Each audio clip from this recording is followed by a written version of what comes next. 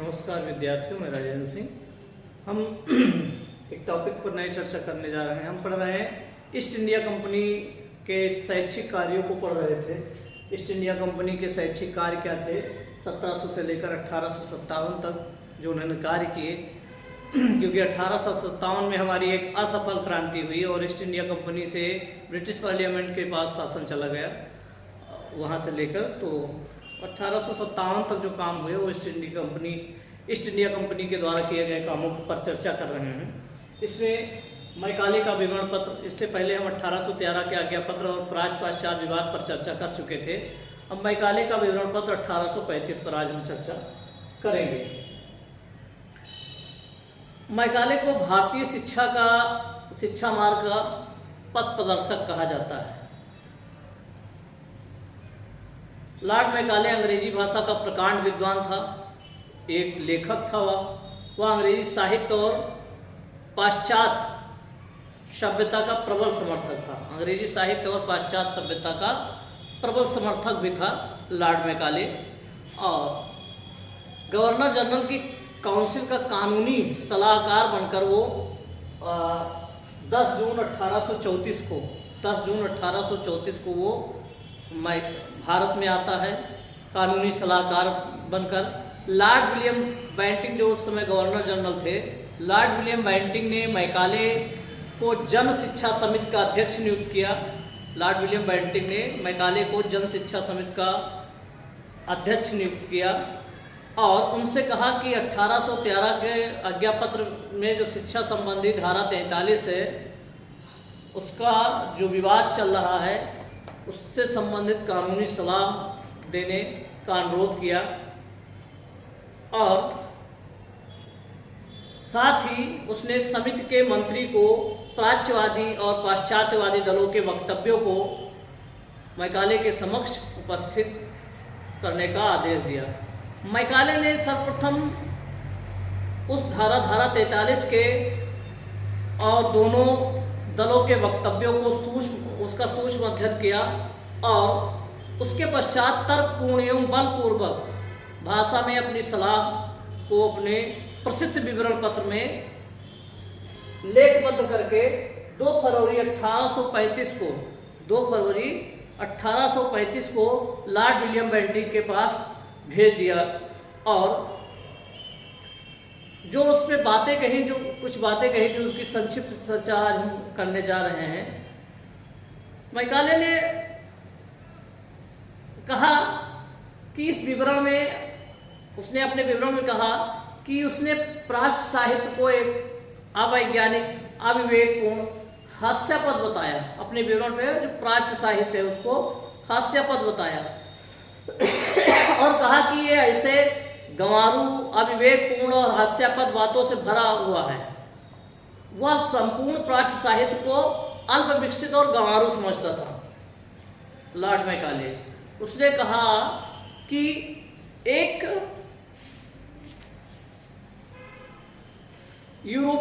अच्छे यूरोपीय पुस्तकालय के एक अलमारी की पुस्तक और भारत के और अरब देशों के संपूर्ण साहित्य के बराबर है। इसकी बात उन्होंने कही थी। फिर बात करते हैं कि उसने धारा 43 की व्याख्या क्या की। धारा 43 में जो विवाद था उसकी व्याख्या उसने किस ढंग से की।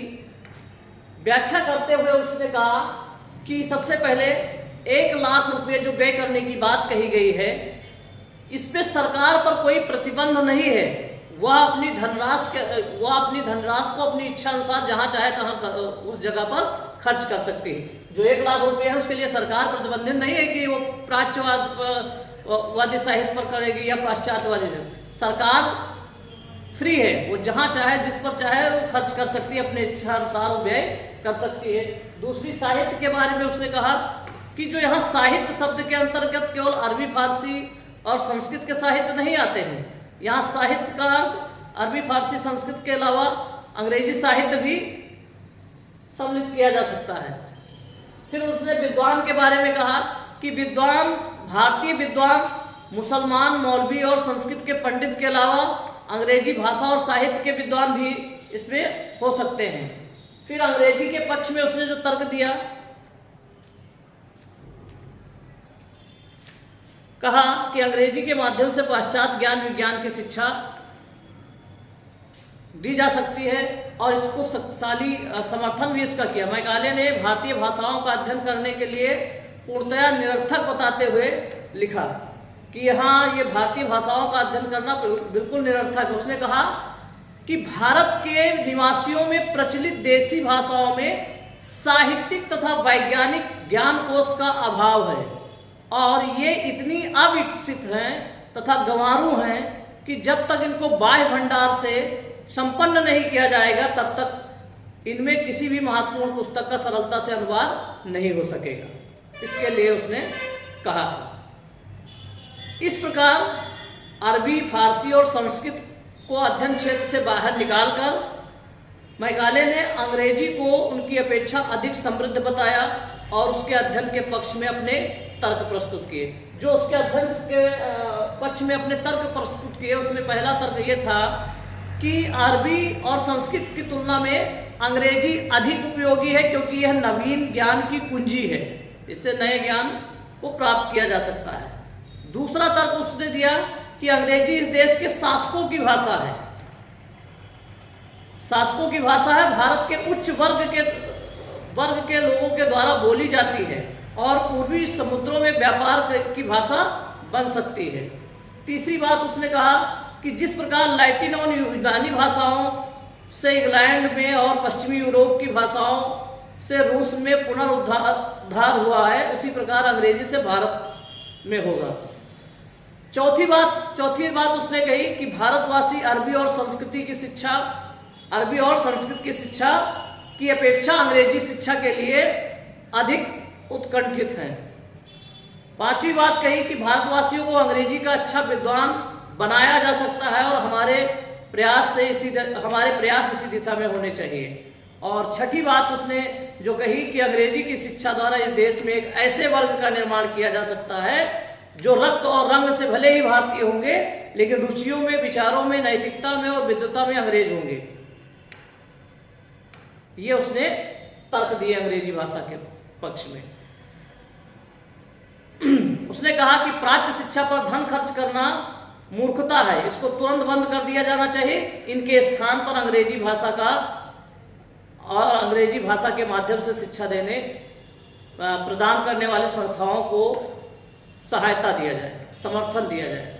मैकाले ने कहा कि अंग्रेजी पश्चिम की भाषाओं में सर्वोपरि है, अंग्रेजी पश्चिम की भाषाओं में सर्वोपरि है।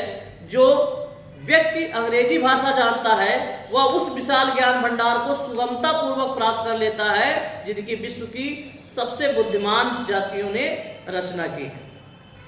ये अंग्रेजी के पक्ष में उसने तर्क दिया। फिर विवरण पत्र की स्वीकृति कब मिली? लॉर्ड विलियम बेंटिंक ने मैकाले के विवरण पत्र में व्यक्त किए गए सभी विचारों का अनुमोदन किया।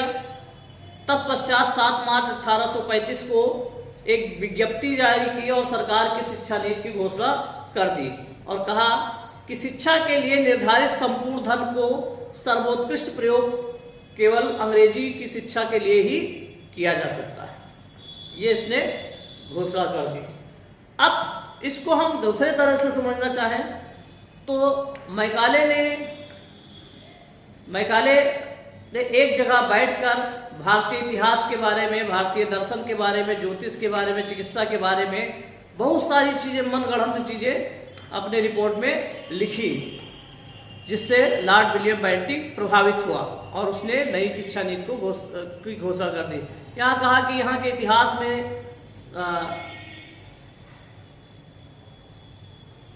बड़े बड़े लंबे कद के राजाओं की चर्चा की जाती है, यहाँ दूध, दही और शीरे के समुद्र की चर्चा की गई है भूगोल में। यहाँ की ज्योतिष ऐसी है कि हमारे देश के लोग हंसेंगे उस पर। यहाँ छिपकली भरने पर यह किया जाए और बकरी कटने पर यह किया जाए, इस तरह की बातें उसने मनगढ़ंत बातें कही। यहाँ का चिकित्सा शास्त्र ऐसा है कि हमारे देश के पशु चिकित्सक भी शर्मा जाएं। इस तरह से उसने भारत के साहित्य का, भारत के विज्ञान का, भारत के भूगोल का मजाक बनाया। शायद उसको भारत की जानकारी नहीं थी कि हमारे देश में धर्मांतर, चरक जैसे प्रकांड विद्वान थे, चिकित्सा के क्षेत्र के, हर क्षेत्रों में अच्छे विद्वान थे, लेकिन वो चूंकि अपनी भाषा को, अपने साहित्य को बहुत ज़्यादा आगे बढ़ाना चाहता था, उसका प्रकांड समर्थक था, इसलिए उसने इन बातों को लिखा और प्रयास किया कि जो चल रहे हैं इस तरह के विद्यालय वो बंद हो जाए, जो देसी भाषा और उससे चल रहे हैं विद्यालय बंद हो जाए। और जब नई शिक्षा नीति की घोषणा लॉर्ड विलियम बेंटिंक ने की 7 मार्च 1835 को विज्ञप्ति जारी करके, तो मैकाले की ज़्यादातर बातें जो मैकाले ने मांग की थी वो मान ली गई। हाँ, ये एक बात नहीं मानी गई जिसमें कहा गया था कि सभी शिक्षण संस्थाएं, देसी भाषा की सभी शिक्षण संस्थाएं बंद कर दी जाए, ये नहीं मानी गई। बाकी सारी बातें उसको स्वीकार कर ली गई और नई शिक्षा नीति की घोषणा कर दी गई और अंग्रेजी को अनिवार्य कर दिया गया। आप कह सकते हो कि अंग्रेजी शिक्षा का जनक मैकाले को कह सकते हो, अंग्रेजी शिक्षा का जनक, अंग्रेजी भाषा का जनक भारत में मैकाले को आप कह सकते हो। और एक नई शुरुआत होती है जिसमें जो देसी भाषाएं होती हैं, प्राच्य भाषाएं होते हैं, अरबी, फारसी और संस्कृत, ये हंसी पर चली जाती हैं और अंग्रेजी माध्यम से शिक्षा की शुरुआत हो जाती है। भारत में एक नई शिक्षा प्रणाली की शुरुआत होती है, जिसको मैकाले के द्वारा, उसको आज भी हम मैकाले की शिक्षा नीति से आज भी प्रभावित हैं, उसी के आधार पर लगभग शिक्षा हमारी चल रही है। उस समय जो उसकी नीति थी, बाबू बनाना, शिक्षा लेने के बाद लोगों को क्लर्क बनाने का काम करना, आज भी क्लर्की वाली सोच ही हमारी चल रही है। मैकाले फील्ड में गया होता, भारतीयों को जानने का प्रयास किया होता, भारतीय शिक्षा साहित्य को जानने का प्रयास किया होता, तो शायद ऐसा अपने उसने ना लिखता, लेकिन उसने जो रिपोर्ट तैयार की उसी को स्वीकृत मिल गई। इसके साथ साथ निस्यंदन सिद्धांत, छनाई, जिसको छनाई पद्धति कहते हैं, फिल्ट्रेशन सिस्टम, फिल्ट्रेशन थ्योरी के नाम से जाना जाता है, वो भी इसी समय शुरू हुई। फिल्ट्रेशन सिस्टम जिसका अर्थ होता था छानने की क्रिया। व्यापारी, ये ईस्ट इंडिया कंपनी वाले व्यापारी थे, वह भारतीयों की शिक्षा पर कम से कम व्यय करना चाहते थे। अतः उन्होंने इस सिद्धांत का प्रतिपादन किया कि शिक्षा का नियोजन केवल उच्च वर्गों के लिए किया जाए, क्योंकि शिक्षा इन वर्गों के व्यक्तियों से छन कर स्वयं ही नीचे तक पहुंच जाएगी, ऊपर से प्रवेश करके जनसाधारण तक पहुंच जाएगी और लाभप्रद ज्ञान भारत के सर्वोच्च वर्गों को दिया जाए, क्योंकि शिक्षा उन्हीं के लिए है जिनके पास समय है। निम्न वर्गों के पास शिक्षा लेने का समय नहीं, इसलिए उनको शिक्षित करने का कोई मतलब नहीं है। और फिल्ट्रेशन सिस्टम लागू कर दिया गया, छनाई पद्धति लागू कर दिया गया कि समाज के उच्च वर्गों के लोगों को ही शिक्षित किया जाएगा। ठीक, ये फिल्ट्रेशन सिस्टम थी कि ऊंचे से छन कर नीचे तक जाएगी, उच्च वर्ग को शिक्षित कर दो, नीचे वाला उसके संपर्क में आकर शिक्षित हो जाएगा। तो ये मनमाने तरीके से किया गया कार्य था। इसको भी लॉर्ड ऑकलैंड ने निस्यंदन सिद्धांत को 24 नवंबर 1839 को इसकी मंजूरी दे दी थी। छनाई पद्धति को 24 नवंबर 1839 में छनाई पद्धति को लॉर्ड ऑकलैंड द्वारा मंजूरी मिल गई थी। 24 नवंबर 1839 को छनाई पद्धति जो सिद्धांत था, इस सिद्धांत को मंजूरी लॉर्ड ऑकलैंड ने दी थी। विवाद का जो अंत था, हाँ, मैकाले ने मनमाने ढंग से अपनी व्याख्या जरूर कर दी, प्राक पाश्चात्य विवाद का अंत मनमाने ढंग से कर दिया, लेकिन फिर भी इसका विरोध हो रहा था। 24 नवंबर 1839